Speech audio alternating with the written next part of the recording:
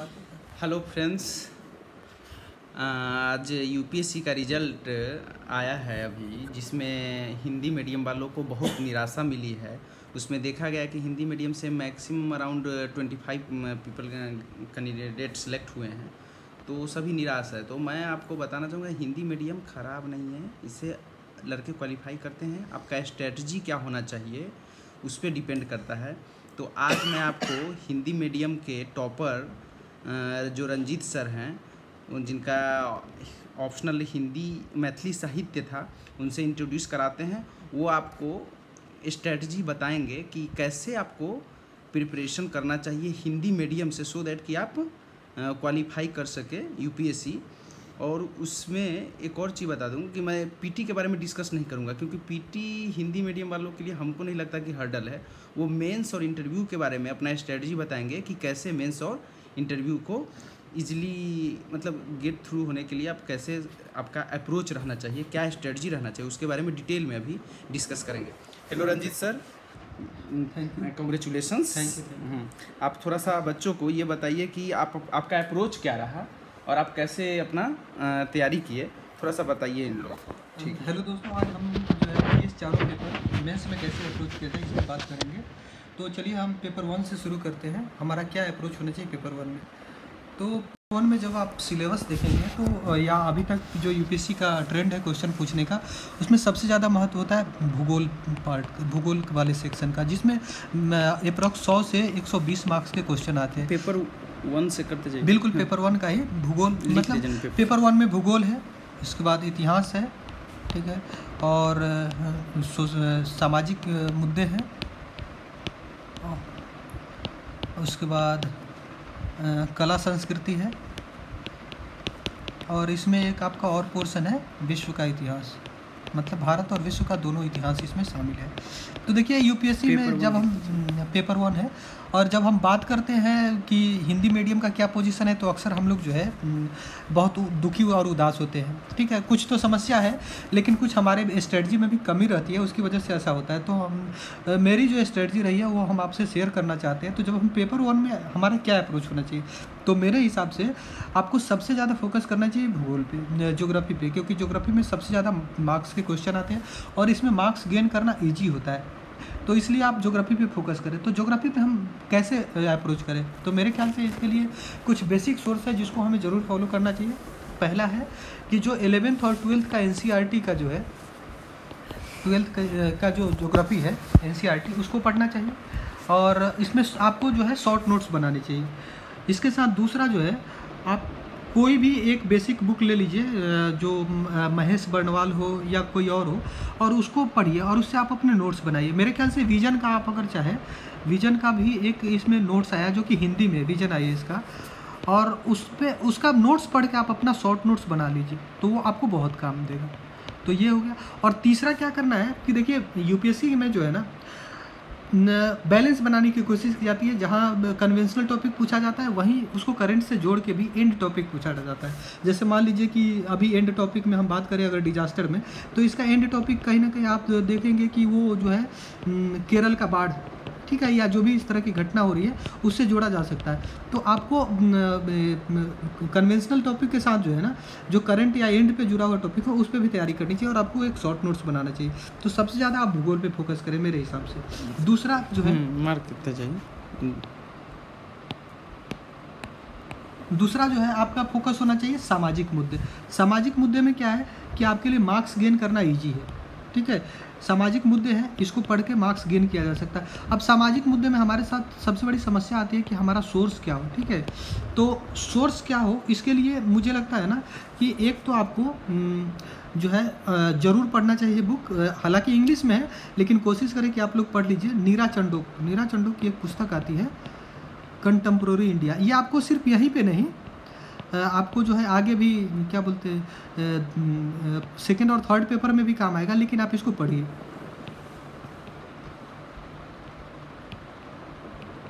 Contemporary India आपको ये social issues में बहुत ज़्यादा हेल्प करेगा। उसके साथ आप जो है ना विजन 365 के नोट्स पढ़िए और उससे अपना जो है एक शॉर्ट नोट बनाइए, ठीक है। और इन दोनों को फॉलो करने से मुझे लगता है कि सामाजिक मुद्दे का काफ़ी सारा आपका मतलब समस्या सॉल्व हो जाएगा लगभग। उसके बाद मेरा जो इसमें है तीसरा, आप इतिहास पे फोकस कीजिए। इतिहास मतलब भारत का इतिहास, ठीक है। और भारत के इतिहास के लिए अब मेरे ख्याल से सिंगल सोर्स यूज़ करना चाहिए, क्योंकि फर्स्ट पेपर का सिलेबस बहुत बड़ा है तो हम इतना ज़्यादा टाइम दे नहीं सकते। तो इतिहास के लिए आप मात्र एक सोर्स यूज कीजिए, स्पेक्ट्रम, ठीक है। और उसके बाद जो है हमारे पास बचता है कला संस्कृति। कला संस्कृति के लिए मेरे ख्याल से जो 11th का है NCERT की बुक, सिर्फ उसी को फॉलो करें, 11th NCERT की बुक, ठीक है। फाइन आर्ट वाली आती है, फाइन आर्ट वाली। और जो 5th जो हमारा पार्ट बचा, वर्ल्ड हिस्ट्री, विश्व का इतिहास, इसके लिए मैं आपको सलाह दूंगा कि इसको नहीं पढ़े। इसको तब पढ़े जब आपका पूरा सिलेबस कवर हो जाए, बाकी मतलब चारों पेपर के सारे सिलेबस कवर हो जाए, उसके बाद लास्ट पे पढ़े, क्योंकि इसमें अमूमन एक क्वेश्चन आता है और वो एक क्वेश्चन भी आपके जो सोर्स है शायद वो छोटा पड़ जाए, उससे सवाल आता नहीं है। तो और उसमें बहुत ज़्यादा एनर्जी लगता है, बहुत लंबा सिलेबस है, तो इसलिए मेरे ख्याल से इसको लास्ट में पढ़ना चाहिए, ठीक है। और तो ये फर्स्ट पेपर का मैंने आपको सिर्फ सोर्स बढ़ाया। मैं आपको बाद में बताऊंगा कि एक्चुअली हमको नोट्स बनाना कैसे है और कैसे प्रेजेंट करना है उसको। अब हम सेकंड पेपर की बात करते हैं। सेकंड पेपर में हमारा पहला जो है उसमें पॉलिटी है, ठीक है। तो पॉलिटी में देखिए आपको ना दोनों तरह के सवाल आते हैं, कन्वेंशनल भी और करंट वाले भी। जैसे देखिए पिछली बार एक सवाल आया था कैग का, तो अभी क्या है ना कि 2017 तक यूपीएससी का पैटर्न ये था कि वो एंड से सीधे क्वेश्चन पूछता था, तो हम लोग कन्वेंशनल पढ़ना भूल गए थे, लेकिन यूपीएससी ने याद दिलाया कि नहीं आपको कन्वेंशनल पढ़ना है। इसलिए मेरी सलाह ये है कि आप हर कन्वेंशनल टॉपिक पे ज़्यादा नहीं, एक पेज का नोट्स बनाइए। और इसके लिए लक्ष्मीकांत जो है मुझे लगता है कि सफिशिएंट है, ठीक है।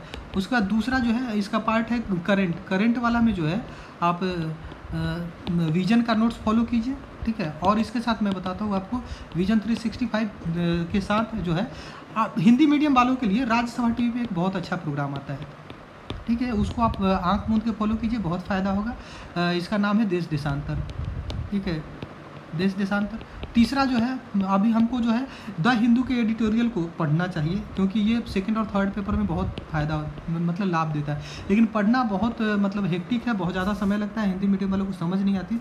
इसलिए मेरी सलाह है कि आप जो ओनली आईएएस का जो वीडियो आता है डेली, जो कि ज़्यादा से ज़्यादा आधे घंटे का होता है, उसको सुनिए और उससे जो पॉइंट्स निकलते हैं उसका नोट्स बनाइए, आप शॉर्ट नोट बनाते जाइए। अच्छा, ये द हिंदू के अलावा, क्योंकि जो हिंदी मीडियम से है तो द हिंदू का लैंग्वेज थोड़ा टफ होता है, तो हिंदी का कोई ऐसा न्यूज़पेपर नहीं है जो इस टाइप का आर्टिकल? देखिए इस तरह का न्यूज़पेपर जो है उसमें दैनिक जागरण है, कुछ इशूज आते हैं, लेकिन आप उसको हिंदू के विकल्प के रूप में नहीं लिया जा सकता। अच्छा, तो हिंदू पढ़ना ही पड़ेगा? नहीं, हिंदू नहीं, मतलब या ओनली आईएएस? ओनली आईएएस में क्या है कि वो बिल्कुल हिंदी भाषा में एनालिसिस करता है, तो हिंदी भाषियों के लिए कोई समस्या नहीं है। अच्छा, आप ओनली आईएएस सुनिए, वो हिंदी में बताता है और उसमें से जो भी पॉइंट्स आपको लगते हैं उसको नोट्स कर बनाते हैं उसको, ठीक है। तो ये हो गया। उसके बाद जो है इसका दूसरा पोर्शन होता है इंटरनेशनल रिलेशन। इंटरनेशनल रिलेशन में फिर जो है आपके पास सोर्स क्या होनी चाहिए, तो सोर्स जो है वही है आपका विजन 365 पढ़ लीजिए, ठीक है। राज्यसभा टीवी जो है देश देशांतर देखिए और द हिंदू, ठीक है, सेम सोर्स रहेगा। और उसके बाद इसमें तीसरा है सोशल जस्टिस। सोशल जस्टिस के लिए जो आपने ऊपर पढ़ा था नीरा चंडो को फिर से काम आएगा। उसके साथ जो है आप जो NCERT की बुक है सोशल जस्टिस पे वो पढ़ सकते हैं। और इसमें यही और है कोई? नहीं, ठीक है, ठीक है। ये मेन तो इस लोग को ये बताना है कि इसका स्ट्रेटजी कैसे अप्रोच करें हिंदी। बिल्कुल आप सिलेबस तो बता दीजिए, मैं थोड़ा पहले सोर्स बताते जाइए, उसके बाद मैं बताऊंगा कि कैसे अपना नोट्स तैयार करना है, क्योंकि मेन इशू है हिंदी मीडियम वालों के साथ कि जो इशू आ रहा है सिलेक्शन नहीं होने का, तो बुक्स और सभी सोर्स तो ऑलमोस्ट पता है। आप थोड़ा सा स्ट्रेटजी उनको बता दीजिएगा। तो थर्ड पेपर में देखिए फिर जो है वही है, सोर्स आपको ऑलमोस्ट पता है, लेकिन इसमें फिर भी मैं बताऊंगा आपको। इकोनॉमी में जो मस्ट रीड है उसमें आपको जो है बजट, जो कन्वेंशनल बुक है वो सभी लोगों को पता होगी। उसके बाद इकोनॉमिक सर्वे, ठीक है। और उसके बाद तीसरा जो है आपका योजना, कम से कम पिछले 1 साल का योजना जो है मैगजीन है, इसका आप जो है शॉर्ट नोट्स बनाएं, ठीक है। तो ये तीनों जो है इकोनॉमी में आपके कन्वेंशनल जो सोर्स होंगे उसके अलावा है। बुक लिस्ट बता दीजिए ना, कोई एक बुक तो पढ़ेगा। हाँ, बुक जो है आप मेरे ख्याल से हिंदी भाषियों के लिए रमेश सिंह अच्छा है, रमेश सिंह की बुक आप फॉलो कर सकते हैं, जो कि काफ़ी अच्छा है। और तो ये इकोनॉमी में है। उसके बाद दूसरा सेक्शन इसका है साइंस टेक। साइंस टेक में तो ऐसा कोई बुक नहीं है, इसमें मैक्सिमम करंट से जुड़े आते हैं। तो मुझे लगता है कि विजन 365 का कंपाइलेशन बहुत अच्छा है, उसमें सारे टॉपिक को अच्छे से कवर किया है। और उसके बाद जो करंट से रिलेटेड होते हैं वो आप जो वीडियो सुनेंगे ओनली आईएएस के, या फिर जो राज्यसभा टीवी पे भी एक आता है साइंस का, आप नाम मुझे याद नहीं, लेकिन आप देख लीजिएगा, साइंस का एक अलग से आता है, वो बहुत आपके लिए राज्यसभा टीवी का है, आपको बहुत फ़ायदा होगा उससे। उसके बाद जो है तीसरा पोर्शन इसका है डिजास्टर या इकोलॉजी और डिजास्टर मैनेजमेंट। तो डिजास्टर मैनेजमेंट के लिए जो है ना, आप इसमें डिजास्टर मैनेजमेंट पे एक वो किसका है, डिजास्टर मैनेजमेंट में विजन का पढ़ लीजिए। उसके बाद जो है आप खुल्लर, जो डी आर खुल्लर का आता है, डी आर खुल्लर में डिजास्टर मैनेजमेंट का जो चैप्टर है वो पढ़ लीजिए, आपको अच्छा हेल्प करेगा। और इसका चौथा सेक्शन है इंटरनल सिक्योरिटी। इंटरनल सिक्योरिटी के लिए मैक्सिमम जो अधिकतर हिंदी भाषी पढ़ते हैं मैं वही आपको सजेस्ट करूँगा। अशोक सिंह एक IPS है, उनकी बुक आती है आंतरिक सुरक्षा, वो पढ़ लीजिए। और उसके साथ विजन 365 फिर से पढ़िए यहाँ पे, और जो राज्यसभा और ओनली आईएएस का वीडियो देख रहे हैं उससे आपको लाभ होगा। तो ये जो है थर्ड पेपर है। अब फोर्थ पेपर में आपका जो है एथिक्स एंड इंटीग्रिटी है। तो इसमें आपको क्या पढ़ना है, देखिए मुझे लगता है कि इसमें बहुत लिमिटेड चीज़ पढ़ना चाहिए। पहला आप लेक्सिकन, इसमें मैं जनरली हिंदी वालों के लिए बहुत दिक्कत होता है कि सोर्स है ही नहीं। हाँ बिल्कुल, तो देखिए पहला लेक्सिकन जो है हिंदी में आती है। दूसरा मुझे लगता है कि आप स्लीपी क्लासेज में 45 वीडियो पढ़ा है, ठीक है, बिल्कुल हिंदी भाषा में है। स्लीपी क्लासेज एक यूट्यूब वीडियो चैनल है, उसमें 45 वीडियो आप देखेंगे, आपका इथिक्स के प्रति पूरा जो विचार है ना, या हिंदी माध्यम में जो सोर्स की मतलब रिसोर्स की कमी है वो आपका शायद बिल्कुल जो है आपका वो दूर हो जाएगा। आप एक बार ट्राई ज़रूर करें इसको, ठीक है, तो ये ज़रूर देखें। तीसरा मैं बताऊँगा आपको, एक ऑनलाइन मैगजीन आती है बेटर इंडिया, ठीक है, बेटर इंडिया को फॉलो कीजिए। इससे आपको क्या होगा, बहुत सारे एग्जाम्पल्स मिलेंगे और केस स्टडी मिलेंगे, केस स्टडी मिलेंगे, और इससे आपको काफ़ी हेल्प होगा, ठीक है। और इसके साथ जो है आप एक काम ज़रूर करें, इसमें जितने भी इसमें टर्म्स है, टर्मिनोलॉजी है, उसका अपना डिफिनीसन बनाइए 2-3 लाइन का, नेट से सर्च कीजिए कहीं भी। इसमें हमको 2 ही चीज़ करना है, डिफिनीसन और प्रैक्टिकल एग्जाम्पल्स हर टर्म्स का, ये आपको बहुत हेल्प करेगा, प्रैक्टिकल एग्जाम्पल्स, तो ये आपको करना है, ठीक है। और इसको जितना आप इनरिच करेंगे डिफिनीशंस और प्रैक्टिकल एग्जाम्पल को, उतना अच्छा मार्क्स आएगा। 5वां केस स्टडी। देखिए केस स्टडी जो है ना यूपीएससी में 6 आता है, तो आप ना 6 तरीका डेवलप कीजिए। जब 6 केस स्टडी आता है तो आप 6 तरह से लिखने की कोशिश कीजिए, ताकि जो है ना थोड़ा अलग अलग दिखे। जैसे बहुत सारे लोग केस स्टडी में शुरू करते हैं कि इस केस स्टडी में ये फैक्ट्स दिया गया है, पहले वो फैक्ट्स लिखते हैं। दूसरा, उसमें इथिकल इशू क्या इन्वॉल्व है, ठीक है, तो वो लिखते हैं कि इसमें इथिकल इशूज क्या है। तीसरा, अब जो क्वेश्चन पूछा गया है उसको एड्रेस करते हैं, ठीक है। कुछ लोगों का होता है कि नहीं, वो क्या करते हैं, सीधे उन्होंने जैसे केस स्टडी आया तो उसमें वो सीधे कोई उससे जुड़ा हुआ एक नया, जैसे मान लीजिए कि आया कि आप जो है आपके एरिया में जो है अभी एक हॉस्पिटल चल रहा है, उसमें बहुत सारे जो है जो अंगदान है उसमें बहुत सारे इरेगुलरिटीज़ को आ रही है, तो आप एज ए जिला अधिकारी क्या करेंगे। तो उसमें देखिए बहुत सारे लोग लिख सकते हैं कि इसमें जो फैक्ट्स ये दिए हुए और इथिकल इश्यू ये है, और इसको हम ऐसे लिख सकते हैं। दूसरा तरीका ये है कि सीधे हम लिखेंगे कि नहीं, देखिए अभी ऐसा मैटर चेन्नई में आया था जहाँ पे अंगदान जो है वास्तव में भारतीयों को प्राथमिकता दी जानी चाहिए, लेकिन पैसे लेके विदेशियों को प्राथमिकता दी गई। तो दूसरा अप्रोच ऐसे है कि आप उस समय से जुड़ा कोई आपको एग्जाम्पल याद आ रहा है, केस उसी से सिमिलर आ रहा है, तो वैसे केस से शुरू कीजिए कि इसमें ऐसा ऐसा हुआ था और ये केस उसी लाइन पे है, तो मेरे हिसाब से इसमें ये होना चाहिए, ठीक है। तो देखिए सोर्स के बारे में लगभग सब लोगों को पता होगा, और इसलिए मैं इसमें ज़्यादा नहीं जा रहा हूँ। मेन हम लोग जो हिंदी भाषियों की समस्या है ना कि उनको जीएस में मार्क्स नहीं आ रहा है, सोर्स उनको भी लगभग पता है, मार्क्स क्यों नहीं आ रहा है। तो मार्क्स देखिए मेरे हिसाब से स्ट्रेटजी क्या होनी चाहिए। पहला स्ट्रेटजी कि आप अपना नोट्स बनाएंगे, पहला स्ट्रेटजी अपना नोट्स होना चाहिए आपके पास, ठीक है। आप जो किताब पढ़ते हैं उसको एक बार पढ़िए, अपना नोट्स बनाइए और उसको फेंक दीजिए। अब दूसरा सवाल है कि अपना नोट्स नहीं तो नोट्स बनेगा कैसे। चलिए मैं एक एग्जांपल से बता देता हूँ। जैसे मान लीजिए कि महिला, यूपीएससी के सिलेबस में महिला है, बच्चे हैं, तो महिला पे हम कैसे नोट्स बनाएं। तो देखिए इसमें सबसे पहली बात आपको याद रखना होगा कि मेरा पेज नोट्स जो है महिला पे टोटल 2 या 3 पेज का होगा, इससे क्रॉस नहीं करेगा, इतने ही का बनाएंगे। अब इसमें है कि हम कैसे नोट्स बनाएं। तो देखिए महिला पे जब हम नोट्स बनाएंगे ना, तो देखिए यूपीएससी में क्या ट्रेंड है, जर्मन मार्क्स कैसे आते हैं, लोग क्या रिपोर्ट्स को खूब कोट करते हैं। तो पहला जो है ना, आप इससे जुड़े जितने रिपोर्ट्स हैं, ठीक है, जैसे मॉन्स्टर के रिपोर्ट आए, उसमें उसने कुछ रिपोर्ट दिया है महिला के बारे में, ऑक्सफॉर्म के रिपोर्ट आए, उसने कुछ महिला के बारे में रिपोर्ट्स बताए। तो आप रिपोर्ट्स के फैक्ट्स लिखें और आपने जो महिला के लिए 2-3 पेज का एक नोट्स बनाना है, उसमें डालें कि रिपोर्ट्स में महिलाओं के बारे में ये रिपोर्ट आया। दूसरा, रिपोर्ट्स या जो फैक्ट्स है ना, उसमें भी डाइवर्सिटी होनी चाहिए। डाइवर्सिटी कैसे होनी चाहिए, जैसे मान लीजिए कि महिला, तो महिला का जैसे हमारे पास सिर्फ ऐसा नहीं होना चाहिए कि इकोनॉमिकल कंडीशन में उनका क्या है, हमें ये पता होना चाहिए कि उनका इकोनॉमी में इतना भागीदारी है, या जो है जेंडर पे गैप इतना है, या फिर जो है, तो ये तो इकोनॉमी से हो गया। उसी तरह हमको पता होना चाहिए कि पॉलिटिकल पार्टिसिपेशन उनका कितना है। तीसरा, इसी तरह हमको ये पता होना चाहिए कि महिलाओं के सामने जो सेक्सुअल हरासमेंट के क्या मतलब स्थिति है, ठीक है, वर्क प्लेस पे किस तरह का भेदभाव किया। तो आपके पास रिपोर्ट्स होने चाहिए, रिपोर्ट्स के बहुत सारे फैक्ट्स होने चाहिए, ताकि जिससे आपको एग्जाम मतलब आंसर लिखने में और उसके आंसर को इनरिच करने में आपको हेल्प मिलता है। तो पहला आपको रिपोर्ट्स होने चाहिए। दूसरा, कि महिलाओं के लिए क्या कॉन्स्टिट्यूशनल प्रोविज़न है।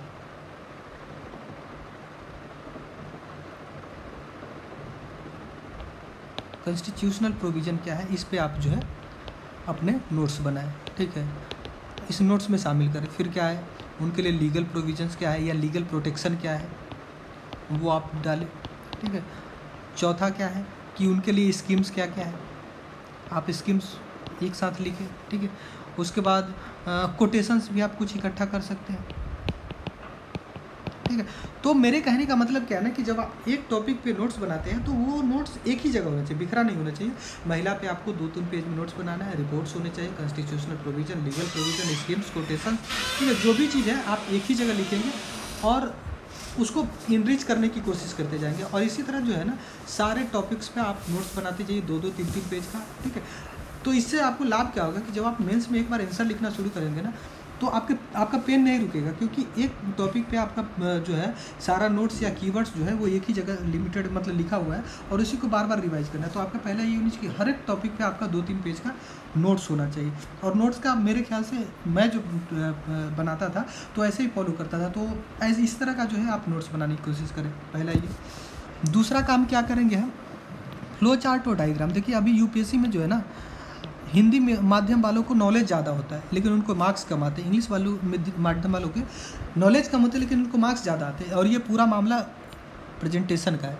तो मेरे ख्याल से प्रेजेंटेशन को अच्छा बनाने के लिए फ्लो चार्ट, डायग्राम यूज किया जाना चाहिए। तो अब आप सोचेंगे कि यार हिंदी मीडियम के ये तो कभी मैंने किया ही नहीं, तो कैसे करेंगे। तो इंटरनेट है, इंटरनेट यूज कीजिए। जैसे मान लीजिए कॉर्पोरेट सोशल रिस्पॉन्सिबिलिटी है, CSR, तो आपको समझ में नहीं आ रहा है यार इसमें क्या फ्लो चार्ट बनेगा, आप corporate social responsibility flow chart डालिए, गूगल में आ जाएगा। उसमें जो सबसे ईजी फ्लो चार्ट आपको दिख रहा है उसको आप जो है अपने कॉपी पे बना लीजिए, ठीक है। इसमें कुछ लिखा होगा कि ये ह्यूमन है, ये रिसोर्स है और ये कॉर्पोरेट है, और तीनों जहाँ पे ये जो है इकट्ठा होता है यही कॉर्पोरेट सोशल रिस्पॉन्सिबिलिटी है। तो आपको ऐसे बहुत सारे फ्लो चार्ट्स और डायग्राम जो है इंटरनेट पे मिलेंगे, और जो ईजी है वो उसमें आप कलेक्ट करते जाइए। दूसरा मुझे लगता है कि आप द हिंदू अगर फॉलो करते होंगे तो द हिंदू में जो एडिटोरियल का दूसरा पेज होता है, राइट साइड में पेज होता है, उसमें नीचे में बहुत सारा चीज़ लिखा हुआ आता है। यहाँ पर आपको एक छोटा सा कोई टॉपिक पे जो है एक एनालिसिस मिलता है, और इसमें ना एक flow chart, diagram, pie chart कुछ इस तरह का होता है। तो इसको जो है आप इकट्ठा करते जाइए, और 6-8 महीने में आपके पास बहुत सारे फ्लो चार्ट, डायग्राम हो जाएंगे, और उसी को एग्ज़ाम में आपको यूज करना है। तो ये दूसरा पॉइंट हो गया। तीसरा पॉइंट हमारा क्या है कि हमें ये नहीं पता होता है कि इंट्रोडक्शन में क्या लिखना है और कंक्लूजन में क्या लिखना होता है। तो मेरे विचार से ना बहुत सारे आप NCERT की बुक पढ़ते हैं तो उसमें ना जो उसका शुरुआती पैराग्राफ होता है वहाँ से आप इंट्रोडक्शन को यूज कर सकते हैं, ठीक है, NCERT की बुक से। दूसरा, जब आप राज्यसभा टीवी देखते हैं ना तो उसमें जो एंकर सबसे पहले बोलता है ना, कोई आता है कि आज इस टॉपिक पे डिस्कशन करेंगे, उसके पहले उस टॉपिक के बारे में वो 5-6 लाइन बोलता है। तो वहाँ से जो राज्यसभा टीवी का जो एंकर बोलता है उससे आप अपना इंट्रोडक्शन जो है तैयार कर सकते हैं, ठीक है। इसी तरह से जो है जहाँ भी आपको ऐसा लगे कि ये जो है। और उसके बाद क्या है कि बहुत सारे देखिए हम रिपोर्ट्स सीधे, जैसे कोई क्वेश्चन आया महिला पे, तो अभी मुझे लग रहा है कि यार इसका इंट्रोडक्शन जैसे आया कि महिलाओं के साथ बहुत भेदभाव होता है, तो इसके लिए सरकार ने क्या किया, क्या स्टेप्स होना चाहिए, तो आप सोचेंगे कि इसको कैसे लिखें, तो आप सीधे रिपोर्ट कोट कीजिए, ठीक है, कि जो है एक मॉन्स्टर का रिपोर्ट आया है, उसमें बताया जा रहा है कि जेंडर गैप इंडेक्स में हमारा पोजीशन ये है, तो उससे क्लियर होगा कि अच्छा इसमें भेदभाव हो रहा है। तो इस तरह से आप रिपोर्ट्स को यूज कर सकते हैं इंट्रोडक्शन में। तो इंट्रोडक्शन को थोड़ा आप जो है कहीं कहीं से मतलब इकट्ठा करने की कोशिश कीजिए और हर टॉपिक पे अपना एक इंट्रोडक्शन बनाने की कोशिश कीजिए। उसी तरह कंक्लूजन में जो है आप कंक्लूजन के लिए, कंक्लूजन में मेरा तरीका है ना कि हम अक्सर वे अहेड लिखने की कोशिश करते हैं, कि जैसे कोई सवाल आया तो हम जो है पहले तो लिख दिए कि मान लीजिए कि महिला पे ही है, तो पूछेगा महिलाओं की क्या समस्या है, सरकार क्या कर रही है, और इसमें आप क्या कर सकते हैं, तो ठीक है, या जो भी मान लीजिए 2 ही पार्ट है, तो तीसरा पार्ट में जब हम लिखेंगे ना महिलाओं के सामने ये समस्या है, सरकार ने ये स्कीम्स लाए, तो उसके बाद मैं थोड़ा वे अहेड लिख देता हूँ कि सरकार ने ये काम किया है, लेकिन इसके साथ ये भी किया जा सकता था और ये किया जाएगा तो बेटर हो सकता है। तो इस तरह से आप अपने आंसर को समग्र बना सकते हैं। ठीक है, हो गया। हाँ। नहीं, ये तो मेंस का स्ट्रेटजी रहा। और अब थोड़ा सा बच्चों को आप प्रीलिम्स के बारे में, ये इंटरव्यू के बारे में भी थोड़ा गाइड कर दें कि इंटरव्यू में जनरली ये भी इशू आया है कि हिंदी माध्यम वाले को इंटरव्यू में थोड़ा कम मार्क्स मिलता है, तो उसमें क्या अप्रोच रहना चाहिए? देखिए, पहले तो ये मिथ है कि हिंदी माध्यम को अच्छे मार्क्स नहीं आते हैं। हिंदी माध्यम को, जैसे मैं अभी तक तो मार्क्स डिस्क्लोज नहीं हुआ, लेकिन इसके पहले जब मैं इंटरव्यू दिया था तो मुझे अच्छे मार्क्स आए थे, जितना मैंने परफॉर्म किया उसके हिसाब से मुझे मार्क्स आए, तो मुझे नहीं लगता कि ऐसा भेदभाव होता है। और दूसरी बात, हाँ, अब हम इसकी तैयारी कैसे करें। देखिए, जो मेंस होता है और इंटरव्यू होता है उसमें अंतर होता है। मेंस जो है हमारे नॉलेज का टेस्ट होता है और इंटरव्यू हमारे पर्सनालिटी का टेस्ट होता है। तो कोई ज़रूरी नहीं कि जो क्वेश्चन उन्होंने पूछा और उसका मैंने जवाब दिया तो वो अच्छा इंटरव्यू हुआ और जवाब ना दिया तो बुरा इंटरव्यू हुआ। हमें उसमें ये मतलब अपने आप को प्रेजेंट करना होता है। तो प्रेजेंटेशन में सबसे पहले आपका जो होता है ना, नॉर्मली हमारा क्या होता है, हिंदी भाषियों का कम्युनिकेशन स्किल थोड़ा कमज़ोर होता है। तो आप चाहिए कि हम अपना कम्युनिकेशन स्किल जो है उसको मजबूत करें, ठीक है, अच्छा बनाएं, अपने बातों को कम शब्दों में। देखिए, इंटरव्यू क्या है कि जो प्रश्न पूछा गया उसका आंसर कम शब्दों में और सटीक ढंग से दिया जाए, और जितना कम बोल के आप इंटरव्यूअर को सही जवाब देते हो उतना उसके हिसाब से आपको अच्छा मार्क्स मिलता है। तो इंटरव्यू के लिए बहुत ज़्यादा वैसे तैयारी की ज़रूरत नहीं है, आप मॉक दे सकते हैं 2-3, लेकिन उसमें मेन है कि आपका सेल्फ इम्प्रूवमेंट करना पड़ेगा, आपको देखना पड़ेगा, आपको खुद को एनालाइज करना पड़ेगा, बार बार असेस करना पड़ेगा कि मेरे व्यक्तित्व में क्या कमी है। जैसे मान लीजिए कि आपको झूठ बोलने की आदत है और आप सोचेंगे कि आधे घंटे में हम इंटरव्यू में छुपा लेंगे, तो शायद मुश्किल होता है। बोर्ड बहुत अनुभवी होता है और वो कहीं ना कहीं जान जाता है। तो देखिए, इंटरव्यू का मुझे लगता है कि क्या क्या चीज़ होती है जो चेक की जाती है। सबसे पहले आपको इंटरव्यू में हम्बल रहना है। आपको ये मानना है कि आप बुजुर्गों के साथ बात करने जा रहे हैं जिनके पास बहुत अनुभव है, आप किसी भी तरह से उनको बेवकूफ़ नहीं बना सकते, और उनका जीवन का बहुत लंबा अनुभव होता है। तो पहला, उनके साथ हम्बल रहिए। दूसरा, झूठ ना बोलिए। तीसरा, हर सवाल का जवाब कोई भी व्यक्ति नहीं जानता है, तो जहां आपको नहीं आता है स्ट्रेट फॉरवर्ड आप बोल दीजिए, सॉरी सर मुझे इस सवाल का जवाब नहीं आता है। और चौथा, आप इंतजार करते रहिए। ऐसा नहीं कि अगर 2-4 सवाल आप नहीं बता पाए तो पेशेंस खो दे, आप इंतजार करिए, कोई ना कोई ऐसा सवाल आएगा जहां आप अपने नॉलेज के डेप्थ को या अपने व्यक्तित्व को दिखा सकेंगे। तो इंतजार करते रहिए, हो सकता है वो आपका व्यक्तित्व एक सवाल में ही निखर के आ जाए। चलिए, thank you Ranjit ji, thank you so much.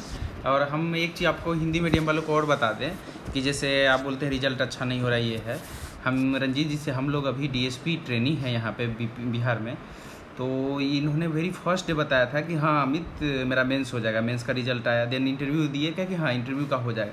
तो इन लोग वेरी कॉन्फिडेंट थे और इनका रिजल्ट हुआ। तो अगर आप इनके बताए हुए रास्ते पे चलेंगे तो आपका भी रिजल्ट होगा ही होगा। और थैंक यू सो मच। आप भी all the best for your exam, आप तैयारी करते रहिए। और चलिए।